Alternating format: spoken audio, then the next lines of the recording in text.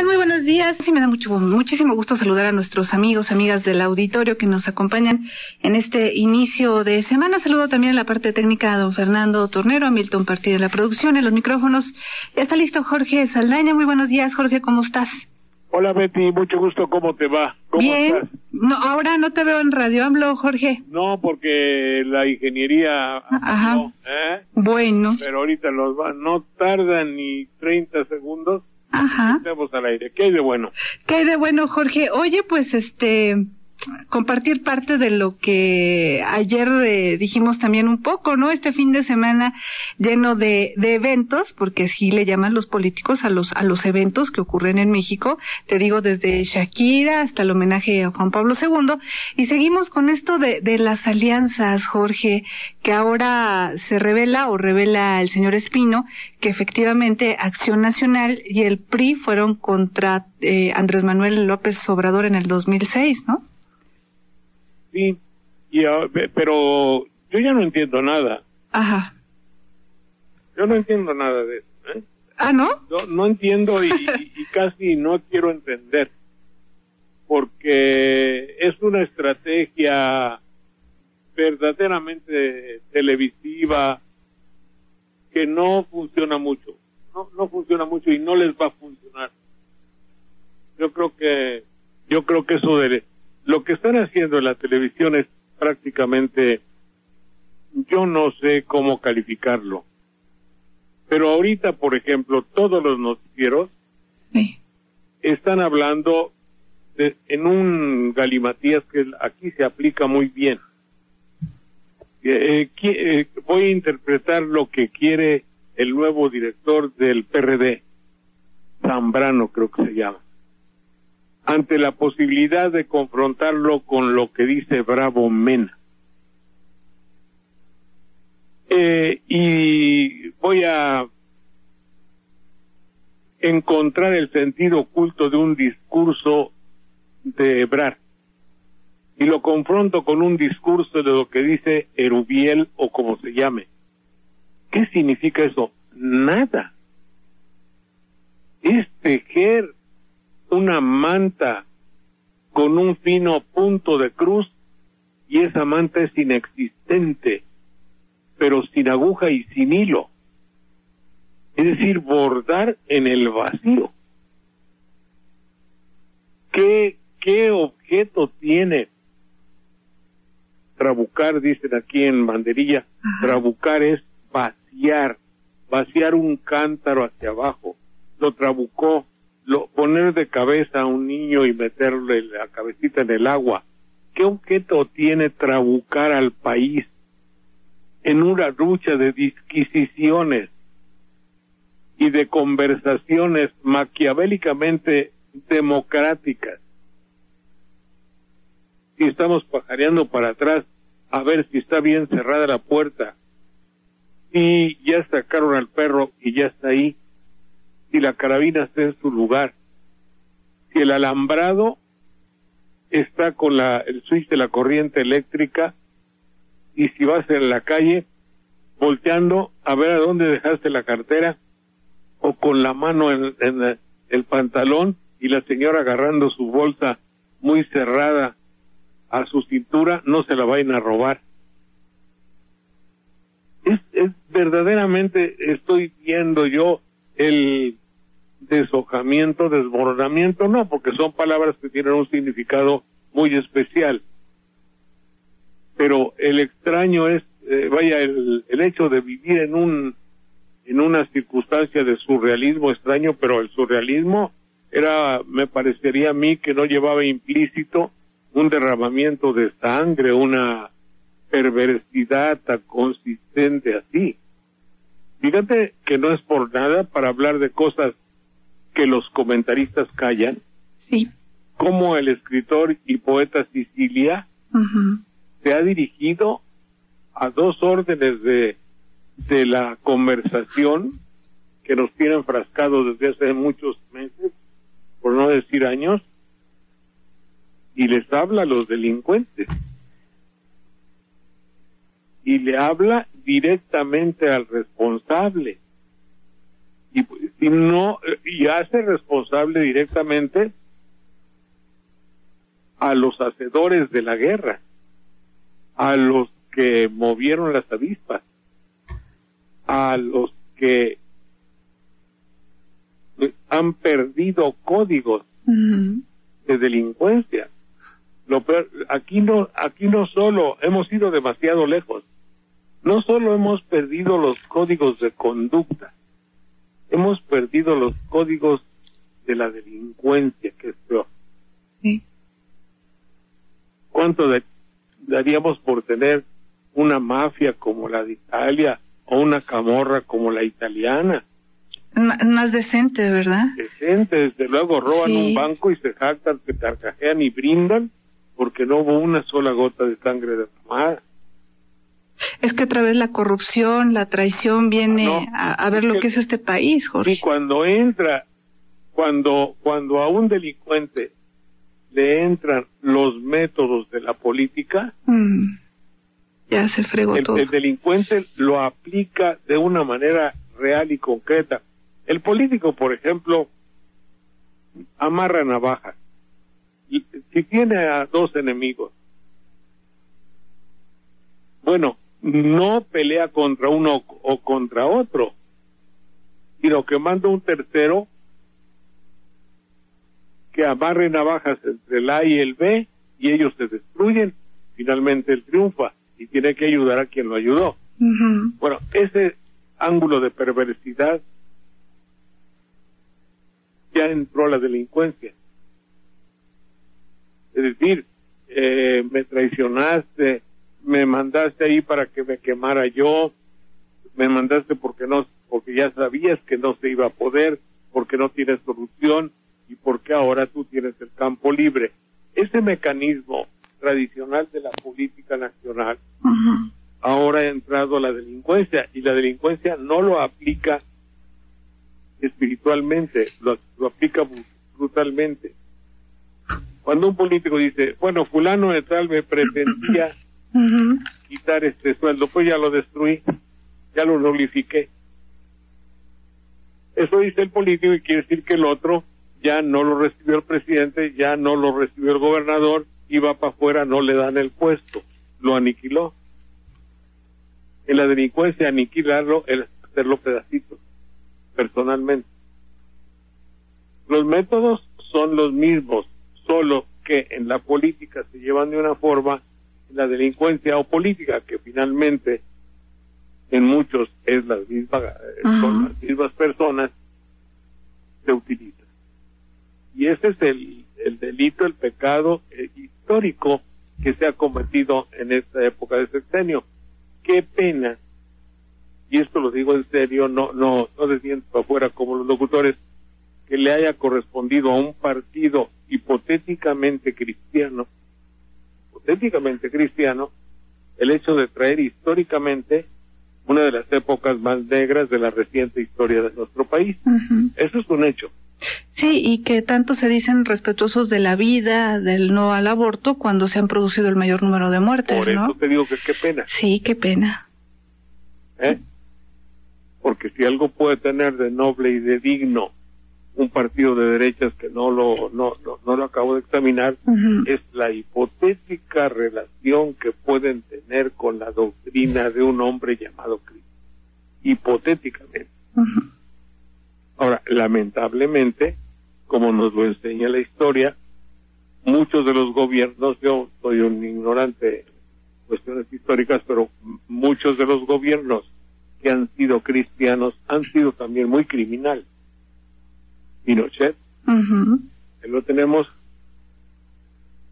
recibiendo la Sagrada Comunión, de su santidad y de su beatitud, Juan Pablo II. La época no muy lejana de Francisco Franco era una época de imperio de la religión y era dictadura, y así por lo consecuente. Y aquí en México elogiándolo el sábado en el Estadio Azteca, ¿no? A Juan Pablo. ¿Qué hubo? Un evento en el Estadio Azteca en el que, bueno, estuvieron recordando y homenajeando a Juan Pablo II en pro de su beatificación, que es en mayo, Jorge. Claro. Bueno, esa beatificación corre paralelos junto con el Niki Lobstad para que dentro de casa sí puedas rendirle culto y seguir los mandamientos de Marcial Maciel. ¿Qué quiere decir eso? Lo que estoy diciendo es una verdad. La Iglesia también nos da una muestra extraordinaria de incontrovertible inexplicación. Es decir, ¿cómo vas a decir, a ver, explícamelo? No puedo. Pero hay una razón, no la encuentro. Por un lado vamos a beatificar a un hombre que nos quiso mucho. Si eso le da categoría para querernos, para santificarlo, muy bien. Entonces estamos premiando el amor que le tuvo a un pueblo, hipotéticamente. Y luego, por otro lado, a un hombre que vivió dentro de la falacia, la mentira, el crimen y el abuso y la perversión. Sí. A uno dice, la Iglesia lo voy a santificar y beatificar, muy bien. Y al otro, no, porque dio mal ejemplo, pero nada más. Entonces, pero dentro de casa, dentro de tu recámara, Niki Lobstad. Sí, no problem. No problem. No problem. A mí me parece esta conducta, si me la aplicas por otra cosa, es una conducta simplemente hipócrita. Y se acabó. Y nada más. Entonces debe haber estado bueno lo del Estadio Azteca. Bueno, adelante.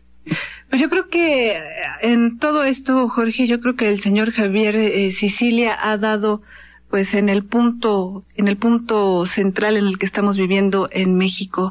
Si ya se rompieron todos los códigos, si no hay límites, si se decidió iniciar una lucha contra el crimen, aún a pesar de todas estas condiciones, pues obviamente tenemos un país que está en un verdadero caos.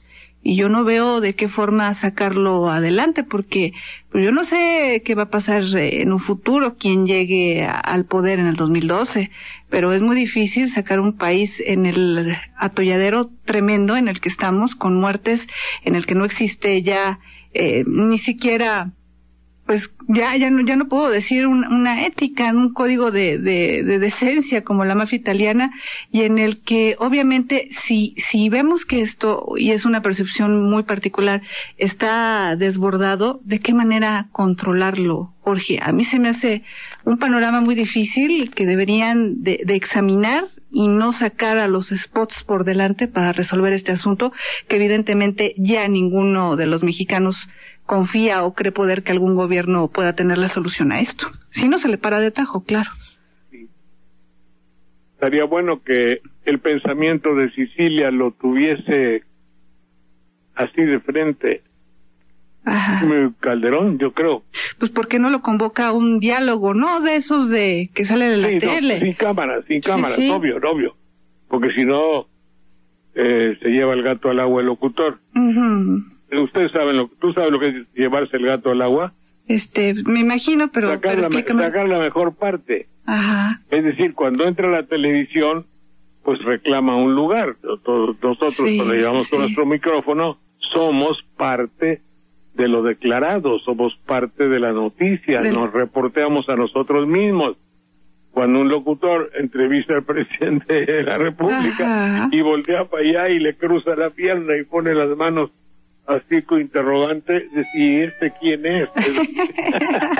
Es como decir, ¿quién es? Ajá, sí. Entonces eso significa que forma parte de la hechura del personaje y no le falta razón. Entonces, no, aquí la realidad es el convencimiento, la realidad, así como de vez en cuando salen chispazos, uno que dice, yo los mato, yo no pregunto. Ajá. Otro que dice, nosotros no sabemos disuadir. Otro que de buenas a primeras dice, haya sido como haya sido. Es decir, es la nulificación de cualquier ley. Si tomas dichos o dicharachos que los hombres de la política a lo largo de su vida y su sexenio han dicho, te das cuenta que ojalá y fuera una selva. No es una selva, es una jaula verdaderamente donde lo torvo, lo perverso y la sangre viven. Sí. Tratan de convivir, y en medio de todo eso, el faro luminoso y grande del spot televisivo. No es posible, en serio. Sí, no. Con mi patología, sin mi patología, con mi resentimiento, sin mi resentimiento, la cosa está jodida. Punto. Es cierto. Adelante, Betty. Una pausa, regresamos. Estamos de vuelta, números telefónicos 55 18 77 60 y la sin costo 01800 581 82 48. Pues bueno, Jorge, ya en torno a este señor Sicilia, para pasar a otro tema, pues esta convocatoria que hace para el miércoles a una gran marcha de Cuernavaca al Zócalo, que puede convertirse, según él, en una gran revuelta nacional, pues puede ser el origen de algo que, pues bueno, cotidianamente lo hemos dicho, y que a lo mejor es una previsión de lo que puede pasar en un futuro cercano, porque sí, efectivamente están jalando demasiado de la cuerda, y yo pensaba que a lo mejor un evento como este podría originarse ya desde hace mucho tiempo con la guardería ABC, en la que los padres verdaderamente indignados estaban por una situación también de corrupción. No sé si quizá este pueda ser el detonador de algo más grande en el país, Jorge. Yo no lo deseo, porque sería tanto como degradar un poco la nobleza, la dignidad, la verdad, la dolorosa montaña que constituye el caso de Sicilia. Una revuelta en México ahorita solo tiene la calidad de desorden. Sí. Obviamente cruento, obviamente sangriento, pero en México no se concibe ningún movimiento. Yo pensaría más y desearía que para el caso del señor Sicilia, lo que tuviese que cambiar fuera la ideología, la manera de abordar los problemas. El concepto de hacer una guerra utilizable dentro de dos ámbitos, dentro del ámbito del poder y dentro del ámbito del negocio. En este drama tan terrible donde 40,000 o cerca de 40,000 o los que hayan sido mexicanos han perdido la guerra, y nosotros los que quedamos hemos perdido el concepto de país. Fíjate, me voy a fijar yo mismo lo que digo. Muchos, 35,000 o 40,000, han perdido la vida. Multiplícalo por 20, han perdido un ser querido. Y todos hemos perdido parte de nuestro país. Sí. Entonces, para todos nosotros sería terrible que una algarabía, una algarada, un desorden, o un policía que quiere quedar bien con su superior, agarre a palos a un muchacho. Primero lo van a hacer talco, el pueblo. Talco es en la terminología que se utiliza en el mundo actual de México. Lo van a destrozar, digamos. Sí se puede armar un desorden, sería lo menos trascendente. Lo que yo desearía para el caso de Sicilia es que este dolorosísimo caso personal y doloroso caso nacional, como evidentemente todos los otros, pudiesen cambiar la conciencia, la manera de pensar, la manera de abordar, la manera de ser del son politicón, del hombre hipotético de la política mexicana. Y que hubiese, no sé, como por arte de magia, como por una norma y ley poderosísima y divina, la obligación de escuchar otra voz, no la voz del político. El político por esencia miente. Y el político mexicano, por razón de la corrupción, miente más. Sí. Porque evidentemente la corrupción le da una justificación para abordar y bordar la fantasía enfermiza de su mundo político. Entonces imagínate que la conjunción de un pasado doloroso que ha generado un ser vengativo, un político que ha abrevado en las fuentes de la mentira y la traición, la corrupción y la ambición, y el despego y xenofobia natural de los mexicanos, junto con la incultura de la televisión, qué cóctel tan diabólico hemos logrado. Eso es lo que hay que cambiar, el caldo de cultivo, y el hombre de política tendrá que tener otro pensamiento si es que quiere, porque inclusive está destruyendo, es decir, está matando a la gallina que le produce el oro, de los huevos de oro. Ya la agotó. Ya la agotó. Ya. Sí. Entonces, no hay posibilidad. Ahora, como dice Cecilia, estaremos llegando al punto de non return. Y ya habrá un momento en que lo único que quepa es o nos regresamos y damos todos los pasos necesarios atrás que hay que dar, o damos el paso deseado por Satanás, digamos, que al ver a alguien al pie del precipicio lo anima para que dé un paso adelante.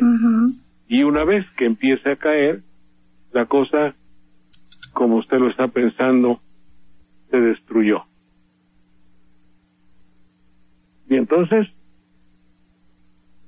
como la presa sigue siendo deseada, no faltará un ejército benigno, amoroso, injerencista, que venga a tomarnos para preservar lo poco que queda. Orden. Y seremos, pues, el nuevo Puerto Rico. ¡Qué barbaridad! Un Estado libre asociado. Ese sería el paso de non return. En fin, adelante, Betty. Oye, ya nos están llegando mensajes de texto vía celular, Jorge. Adán Martínez nos dice: me decepcionan, Betty, Jorge Saldaña. El PRI y el PAN siempre han ganado, haciendo trampa, y ustedes quieren que Encinas vaya solo a perder.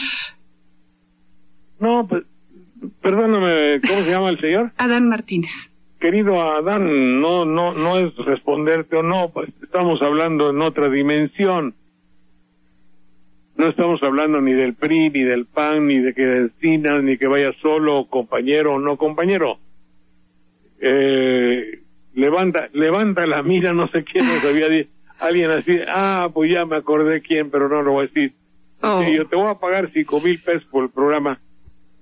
Y viejo, levanta la mira. Si no estamos hablando ni de Encinas, ni de Rubiel, estamos hablando de las ideas que privan en México. Adelante, Betty. También nos dice el señor Martí, dice: señorita Betty, los fui a ver al Teatro de la Ciudad y me gustó mucho el programa. ¿Cuándo hacen otros saludos a don Jorge? Sí, dicen que Shakira hizo uno y que Alberto Cortés, chapó quiere decir me levanto el sombrero, y Alberto Cortés va a estar 5 días, a ver si puedo ir a verlo, en el Teatro de la Ciudad. Me da mucho, oye, aquí entre nos, me da cierto gustillo de decir, ahí donde va a estar don Alberto. Ahí estuve yo. Ahí estuvimos, Betty. Ay, sí, es cierto, ahí estuvimos. Oye, Guadalupe Jiménez de Cuautitlán dice: Jorge y Betty, los señores Nasif, Cloutier, Servish, Aguayo y Denise Dresser son de derecha y amlofóbicos. No sé qué le pasó a Granados Chapa, señor Saldaña, pero me gustaría que comentaran algo. no sé, le reprochan a Granados Chapa que tenga un sentimiento de participación como lo ha tenido. Él pensó con una ideología que comprendo perfectamente bien, que podía ser gobernador de su estado, y eso es un pensamiento noble que todos tenemos. Son politicón, somos animal político. Eso no es absolutamente reprochable. Claro que hay un poco de fantasía que en la tierra de los lobos entre a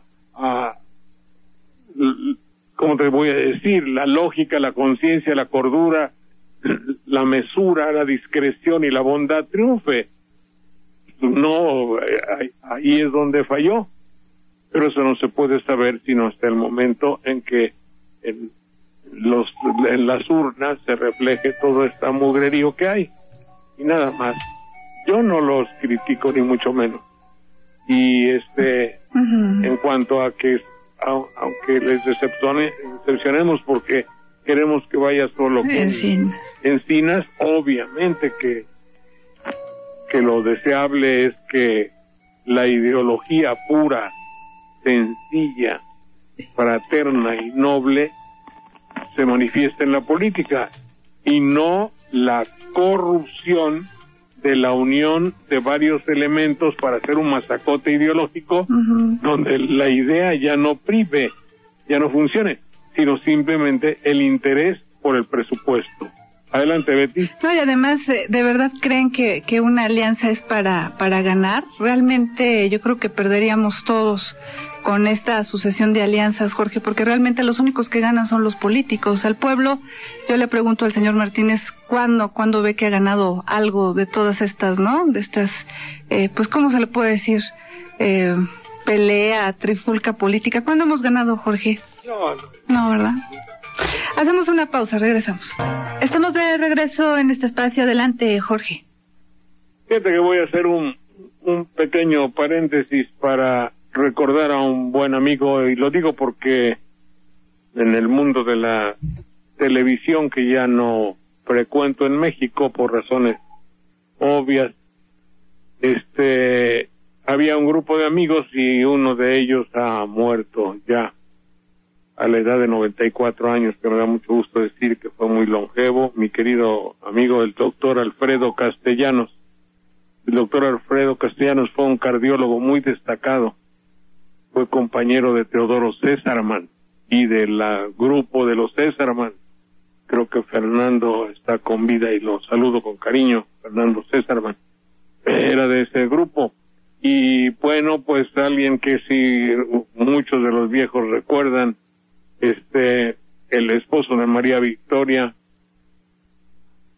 ahorita te digo cómo se llamaba, Ponce de León, un destacadísimo locutor que nosotros le decíamos Ponche de Ron. Ponche de Ron.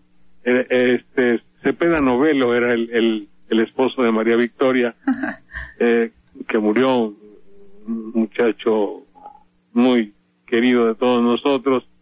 Bueno, pues hombre, y el famosísimo Chivo Burgar, que era emparentado con el Perro Bermúdez, no sé qué, me parece que eran cuñados o algo así. El Perro Bermúdez padre. Y Alfredo Castellanos y servidor queda con vida de aquel grupo y aquella bohemia, la Coyota, todos teníamos nombres de mí, quién sabe cómo me decían, y Neira, que es un destacado locutor. Pues así es que hago memoria y le mando a sus familiares un abrazo muy fuerte del doctor Alfredo Castellanos, que paz descanse. Adelante, Betty. Jorge, pues mira, dentro de las noticias que no hemos comentado, que han surgido durante la semana, pues resulta que el Congreso de la Unión, sin una autorización, Petróleos Mexicanos comprometió hasta el 2018 parte de la factura por ingresos derivados de la exportación de petróleo crudo. pues esta es una situación sin precedente porque, pues bueno, esto significa la hipoteca de los ingresos de Petróleos Mexicanos precisamente a cambio del paquete de rescate financiero después de la crisis de 1995. Esta es parte de todas estas investigaciones que ha sacado la Auditoría Superior de la Federación, todos estos datos, así como el censo. Nos preguntamos, con estos datos que sabemos, ¿qué hacemos, Jorge? Si ya estamos viendo que ya se comprometió Pemex con esta factura petrolera, si vemos que se están otorgando más y más concesiones a empresas extranjeras. Y luego, recientemente, también Petróleos Mexicanos nos informa que se descubrieron alrededor de 5,700 millones de barriles de crudo en los últimos 4 años. Pues no, que no había ya petróleo, que ya se estaba agotando la reserva. Y al mismo tiempo que ya se inician las nuevas búsquedas, pero para una compañía inglesa. Pues no había petróleo para los mexicanos, ¿verdad? Esa es la conclusión. Ese es el asunto. Está muy raro todo. Fíjate que por alguna circunstancia que habría que pensar muy bien, en la época de López Portillo, yo me di cuenta de que México iba, o unas personas con las que tenía yo relación, México iba a comprar un barco, 1 o 2 barcos, transportadores de gas o algo así. Y aquel señor, aquellos empresarios que vinieron de Europa, le dijeron a México, por medio de cierta persona relacionada con López Portillo, que nos paguen con petróleo. Yo, que no entendía mucho del asunto, dijo, bueno, que paguen con petróleo, bueno, pues me parece hasta cierto punto factible o realizable o lógico, si tú quieres. Pero entonces yo me acuerdo que un funcionario mexicano, verdaderamente indignado, hizo una demostración terrible que pagar con petróleo era prácticamente traicionar a la patria. Decía, las cosas que tiene la economía. Si a mí me compran algo y dicen, págame con mercancía o págame con otra cosa que tengas, pues a todo dar.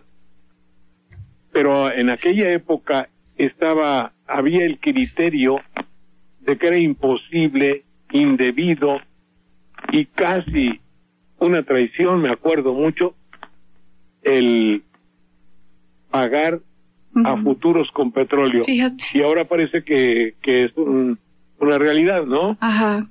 Y que es de lo más natural, no hay problema, ¿no? Como dices tú. Sí, no problema, porque problem. Parecería ser que era como hipotecar el futuro de México, es decir, bueno, quién sabe cómo vamos a ver el futuro, y si tenemos que pagar petróleo por 30 o 40 años, pues estamos haciendo que le falte a los mexicanos. Había una serie de consideraciones muy complejas, ¿eh? Adelante, Betty. Pues yo no sé de qué manera nos están explicando entonces que estamos bien, Jorge, porque si ese fue el pretexto de que no teníamos suficiente petróleo, que se iba a agotar y que, pues bueno, había que buscar otros recursos para que ya no lo importáramos en gasolinas y que por eso había que hacer la refinería Bicentenario, que por cierto no se ha construido, pues yo no sé qué tantos argumentos se están dando en torno al manejo de la economía de este país, que por otro lado, pues ya estamos hipotecados, Jorge. Sí. Y eso de que hoy nuevamente Hacienda insiste en que los mexicanos por tener refrigerador y coche ya estamos bien, pues yo no creo que sea una señal de que en un futuro pues vamos la mayoría de los mexicanos a tener una economía estable, ya no digamos eso, un sueldo suficiente para que nos alcance para vivir, ¿no? Sí, yo creo que se pueden arreglar muchísimas cosas en el exterior, se pueden hacer muchos proyectos petroleros, se pueden hacer muchos proyectos para la seguridad, sí, que en realidad no dejan de ser más que la fantasía de un discurso encendido para llenar la información de esta noche, y para que el que hace ese discurso, esa declaración, o esos discursos de precampaña, en este país que es una campaña política continuada, el político llega para continuar, una vez que el político logra su puesto, se posicionó, perdón que no utilice el término que debería yo, que una vez que demostró con sus fortalezas que era el adecuado y que tiene el voto popular, también otra fantasía, utilizando sus fortalezas, empiezan sus discursos de precampaña. Estos discursos de precampaña en un hombre de política mexicano duran toda su vida. Sí, es cierto. Duran toda su vida y siempre está en campaña. Y entonces esos discursos de precampaña están fundamentados por la mentira, están justificados porque él piensa que su fuego interior, que es falso, hace que inclusive diga mentiras y que el pueblo se las aplauda. Sí. Y se acabó. Nos engañamos todos. Y seguimos por eso, como decía aquel programa de televisión, por eso estamos como estamos. Hoy sigue siendo válido aquel dicharacho de Suárez, me parece que era. Adelante, Betty. Tenemos llamadas. Jorge Patricia Quintana de Tlaxcala dice: no me pierdo su programa y agradezco todo lo que el señor Saldaña dice y nos educa. Dice que... Por favor. No me haga responsable. Dice que la designación de Marisela Morales le conviene a Calderón, ya que así puede manejarla a su modo. El PAN y el PRI siguen haciendo regalos a la gente pobre en Tlaxcala, señor Saldaña, como despensas y cementos, pero siguen manteniendo al pueblo en la ignorancia. ¡Qué barbaridad! La señora Durán dice: lo admiro mucho desde hace mucho tiempo. Ojalá me puedan dar la página para escuchar a Gutiérrez Vivó. Pues no la... Todavía no la tengo yo. A ver si la tienes. Vivo en Vivo, ¿no? Creo que se llama, ¿no? A ver, ahorita como decimos en el lenguaje aquí de las señoritas ingenieras, ahorita lo checamos, Ahorita lo checamos y ahorita se lo digo, no se vaya a ir. También les digo que me pueden mencionar lo que quieran en esta cosa de él, Saldana Jorge, @Saldana Jorge, y en Twitter. Ya me dijeron aquí, Jorge, me dijo Milton que es www.vivoenvivo.info. Bueno. Ahí está, Vivo en Vivo. Vivo en Vivo. Francisco González dice que si puedes opinar algo en torno a la guerra sucia y grosera campaña de Televisa contra Slim. Slim tiene lo que tiene porque ha aprovechado las gangas que el mismo gobierno le ha dado, pero ha hecho empresas exitosas. En el caso de Televisa, dice, lo han hecho a base de manipular a la gente y todo lo que tocan lo convierten en porquería. Ojalá que pueda comentar algo. Bueno, pues ya lo dijimos el sábado, estábamos platicando que era la lucha de dos dinosaurios, desde luego. Y por cierto que en el señor Arreola, en su periódico STP, habla de ¿cómo diríamos yo? De lo temerario de Televisa de ponerse y enfrentarse a Carlos Slim.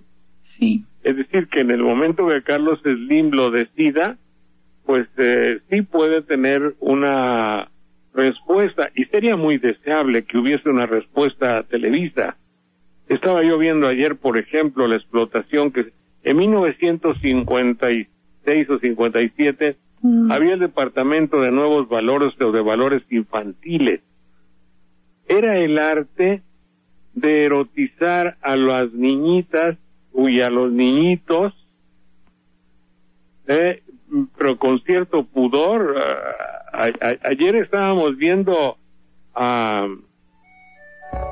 exóticas, así le llamábamos en mi tiempo, a las que bailaban una especie de como tubo, ¿me entiendes? Sí, sí. Las exóticas. Entonces a una niña de 5 o 6 años, evidentemente que son mentes infantiles hermosísimas y bellísimas, y en vez de ponerles a cantar a Cricri, les ponen a cantar a Sonia López, o no me acuerdo cómo se llamaba, esas rumberas que había, Calantán. ¿Por qué de hacer que la niña comience desde los 6 años lo que le corresponde despertar a los 18, 20 o 15? Me pareció abominable esa mugrosa programa, Y decía yo, todo esto lo estoy diciendo porque me fui con la finta de decir que estaría muy bien y sería muy noble, muy digno e inclusive útil para Televisa que hubiese una tercera fuerza, entre comillas fuerza, si es que las dos que la hay lo son, que viniese a reestructurar, a alimentar, a fortalecer y a volver alternativo lo que ahora es dictatorial. Una tercera posibilidad de ver televisión aglutinaría, obviamente, al México deseable. No, obviamente, podría. Lo que hay es el México explotable. Habría que hacer el México deseable. Hay otro México, hay otra clase de mexicanos. Los que no participan de la telenovela, los que no participan de niños erotizados, de la idiotez total, de ya no sabemos qué hacer. No es posible ver noticieros, los que por deformación, por no tener nada que hacer, o por oficio, por adicción, vemos noticias, no sabe uno a dónde irse, porque se tiene que tragar centenas de comerciales entre noticia y noticia. Centenas son centenas, y como ahora están coordinados o sincronizados, a la de a fuerza. Le quitas de uno, me voy al otro, no, pues también están comerciales, y al otro también, así es que te lo tienes que ocupar a la de a fuerza.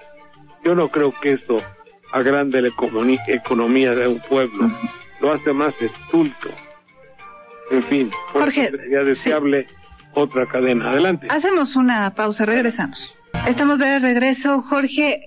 Ya nos están llegando las menciones aumentadas. Menciones. Bueno, primero Lili Garduño de Santa María la Ribera pregunta, señor Saldaña, ¿sigue escribiendo en el Ovaciones? No, desde hace muchísimo tiempo que ya no estoy en el Ovaciones. No, ahora nada más en el radio y aquí. La señora Estela Gómez, que ¿dónde puede conseguir la grabación de Centinela de la Plaza de Roma? No, lo he sacado muy mal. Tengo el disco de José Luis Caballero y lo voy a hacer para regalárselo a mis amigos, porque hay algunas personas que les gusta, pues, y nada más, Bueno, ahora sí va, ahora sí va la crítica, una para ti y otra para mí, para que no nos quejemos. Gerardo Rodríguez de Cuauhtémoc dice, le agradecería, señor Saldaña, que dejara de llamarle notipoema a la lectura que hace al final de su programa. Además de indignarse por la corrupción, también hay que educar a la gente y no llamar poema a lo que no es literatura. Puede llamarle notirrima, como usted mismo sugirió cuando lo vi en el Teatro de la Ciudad. Dice, ¿por qué en el caso del hijo de Javier Sicilia no se han dicho las condiciones y las personas sospechosas en las que fue encontrado muerto? El joven pudo, al parecer, estar inmiscuido en asuntos del narco. Pues eso no lo sabemos. Usted todo lo ve mal. Sí, fíjate, 2 llamadas para decir 2 cosas que no le funcionan. Evidentemente, bueno, no evidentemente. A ver, le voy a decir a usted ya nomás por no dejar. Ya me lo dijo en el teatro, lo reclama, pero no lo reclama, no lo sugiere. Mire, no le voy a contestar diciéndole a usted, estás mal porque yo soy un poeta. No sé, eso le toca a la gente decir que soy un poeta. Pero nadie me prohíbe pretenderlo. No busco que me digas que yo soy un gran cantante. Pero nadie me prohíbe que yo pretenda cantar. Lo que pretendo hacer es algo donde vaya íncito un espíritu poético. En honor a la verdad, no siempre lo logro, pero no siempre es un error. Hay veces que son rimas y hay veces que son poemas. Así lo hacía mi querido maestro Francisco Liguori. Ahora, el hecho de que yo le llame poema, si pretende ser un poema, por ejemplo, en una de las frases que te digo, que yo digo, ¿cuánto vale la vida de un minero? Depende. si es chileno o mexicano. Ujú. Ahí hay un reclamo, ahí hay una manera, hay una denuncia, y puede perfectamente ser la frase atribuible a a Sabines, como te dije, muchacho. Sabines escribía de una manera doméstica, y la esencia de lo que decía, por ejemplo, me acaba de pedir el poema cuando murió Saramago. Entonces, Saramago quema las hojas de la Biblia ahora que está con Dios. Entre Dios y él queman las hojas de la Biblia y se divierten. Y van del brazo caminando, y Saramago tiene un gran respeto por la excelsa inexistencia de Dios, porque Dios no existía para Saramago, y a Dios le importa que Saramago crea en él. No, entonces los dos se ríen. Perdóname, pero hay un sentimiento, si tú quieres, hasta poético, irreverente, sí, pero poético. Así es que ya no te explico más. Oye, ya rapidísimo, la señora Lemus del Río de la Colonia del Valle me dice a mí: Betty, no deberías de criticar a Juan Pablo II. Jesucristo también se acercó a las prostitutas y Juan Pablo tenía derecho a relacionarse con quien él quisiera. Pues bueno, sí, pero no de protegerlos. Exactamente, darle protección a alguien que comete ilícitos, ¿no? Sí, yo no hice las reglas en la iglesia, pero en la iglesia se habla de respetar la vida y respetar a los niños, y Marcial Maciel era el que menos hacía esto. Adelante, Jorge, rápido con el notipoema. Sí, a ver, bíblicamente México se ha ido de los preceptos y las normas santas. Ya no seguimos las Semanas Santas, y el odio por doquier hace su nido. Nada detiene el ansia de venganza. No importa los que mueran no importa los que mueran, si consigo eliminar estorbos y enemigos, con luchas, con traiciones, con alianzas. Esta tierra era antaño un buen vergel. Era vivir un sueño dulce y tierno. Hoy es imperio de Luzbel. Atrás de cada flor, un cascabel. Y el ciudadano dice al hombre de gobierno: ¿a dónde está Caín? Tú, hermano. ¿A dónde está Caín? ¿A dónde está Abel? Tú, hermano Caín. Adelante, Betty. Ya nos vamos, Jorge, hasta mañana, gracias.